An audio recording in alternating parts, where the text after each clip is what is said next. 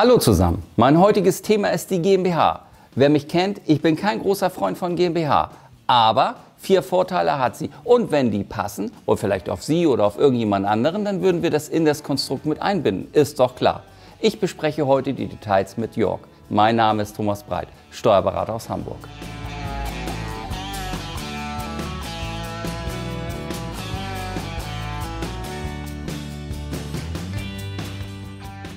Ja, moin Thomas, vielen Dank mal wieder für die Einladung. Ich weiß ja, dass die GmbH nicht dein liebstes Kind ist, aber schön, dass wir trotzdem drüber sprechen. Die 4 Vorteile, die hätte ich dann jetzt auch gerne mal von dir. Ja, 4 Vorteile ist natürlich bei Immobiliengesellschaften, rein Immobiliengesellschaften, nur eine 15-prozentige Besteuerung. Dann haben wir eine vereinfachte Nachfolgelösung und dann haben wir die 5 Wege der Altersvorsorge, betrieblichen Altersversorgung und wir haben natürlich Bonität und Image. Mein Thema, Bonität und Image. Ne? Ich denke natürlich gleich bei der GmbH, alles klar, da steckt ordentlich was dahinter, sieht gut aus. Und Bonität denkt man natürlich auch immer, die haben ordentlich Geld. Warum ist das so? Warum denkt man das? Ja, 2 Gründe. Also einmal, wenn du normal beginnst, also du beginnst dein Unternehmen in der GmbH, dann hast du 25.000 € Stammkapital, musst zwar nur die Hälfte einzahlen, aber so ein bisschen Geld ist schon da und es wird vor allen Dingen offengelegt. Jeder weiß das, wenn er mit einer GmbH zu tun hat, womit er es zu tun hat. Das hast du beim Einzelunternehmen nicht. Ein anderer Fall ist viel interessanter. Du bist schon ein Unternehmen, aber du hast nicht die Rechtsform der GmbH und wandelst das jetzt um in eine GmbH zum Verkehrswert. Also sagen wir mal, du hast, Verkehrswert ist ja dein Gewinn mal ein Multiplikator, das ist verkürzt dargestellt, das funktioniert nicht ganz so. Aber so per Saldo ist das so. Und auf einmal kommt ein Wert von 1,5 Millionen Unternehmenswert dabei raus. Mit diesem Wert werde ich jetzt eine GmbH gründen können, steuerfrei. Das geht. Und auf einmal hast du in der GmbH ein Stammkapital von 1,5 Millionen €. Das steht auch im Handelsregister. Natürlich deine Konkurrenz, aber auch deine Kunden können sich darüber informieren, das sehen. Das beeindruckt ja jetzt erstmal. Ja, okay. Diese Möglichkeiten hast du bei der GmbH. Ja. Alles klar. Du hast gesagt, betriebliche Altersvorsorge gibt 5 Wege. Welche sind das genau? Ja, 5 Wege, gibt zwei große, 2 kleine Wege. Zu den großen gehört die Unterstützungskasse und die Direktzusage. Also richtig, du kriegst so und so viel, 1.000 € im Monat Pension von mir. Und die andere sind die 3 kleinen Wege, da hast du eine Versicherung mit eingebunden.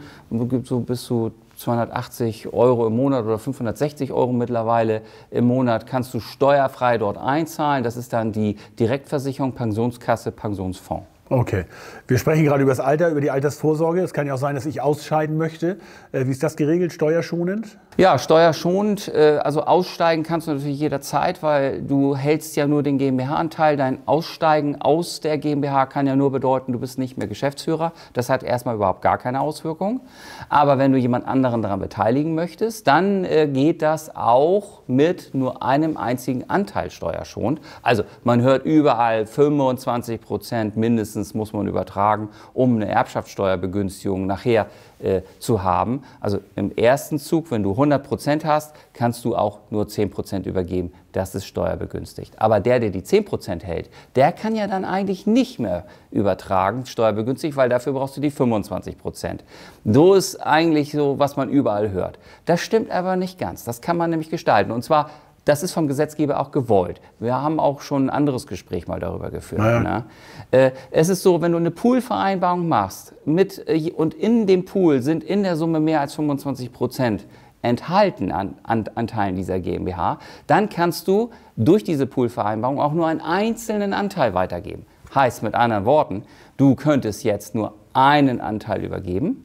Der poolt sich aber noch weiterhin mit dir und hält dadurch so ein bisschen gedanklich mehr als 25%. Und damit ist auch für seine Erbfolge die Begünstigung möglich, bei nur einem Anteil. Okay, tricky auf jeden Fall. Und da hast du gesagt, 15% Steuer bei Immobiliengesellschaften, ne? Genau richtig. Also reine Immobiliengesellschaften werden vom Gewerbesteuergesetz zwar erfasst beim ersten Punkt, aber beim zweiten Punkt wird es wieder rausgerechnet. Das heißt, wenn du nur Immobilien in einer GmbH hältst, dann unterliegen die alleine nur der Körperschaftssteuer und die ist ja definitiv 15%. Also es scheint mir fast so, dass die GmbH doch noch ein geliebtes Kind von dir werden könnte, wenn du noch mehr Vorteile findest. Aber jetzt haben wir erstmal 4 gefunden und für die es dann irgendwie auch anwendbar ist, macht das natürlich total Sinn irgendwie. Absolut. Und wenn das für den Mandanten passt, in seine Gesamtkonstruktion, und vielleicht ist das auch nicht die einzige Gesellschaft, die er hat, also dass wir das ein bisschen kombinieren können, auch mit Personengesellschaften und holen uns aus jeder Gesellschaft die Vorteile, die wir haben wollen, ja, dann auf jeden Fall. Siehst du, man braucht immer jemanden, der sich besser auskennt als man selbst. Also für sich alleine halte ich eigentlich nach wie vor nichts davon, weil es gibt ja nur die Lösung, Sie würden von vornherein mit einer GmbH anfangen, okay, aber die Altersvorsorge geht erst nach 5 Jahren. Und umgekehrt, wenn Sie schon Einzelunternehmen sind und wandeln um, dann dürfen wir nicht vergessen, wenn Sie eine Immobilie haben sollten, kostet das Grunderwerbsteuer auf der einen Seite und auf der anderen Seite unterliegen Sie für die Steuerbefreiung einer 7-jährigen Sperrfrist. Und wehe, da geht was schief, dann platzt die Steuerbombe. Also so toll ist sie nicht, aber wenn Sie das ausreizen in Kombination mit anderen Gesellschaftsformen, hervorragend. Ja, wenn Ihnen das hier gefallen hat, würde ich mich freuen, wenn Sie meinen Kanal abonnieren. Dann sehen wir uns wieder. Thanks for watching.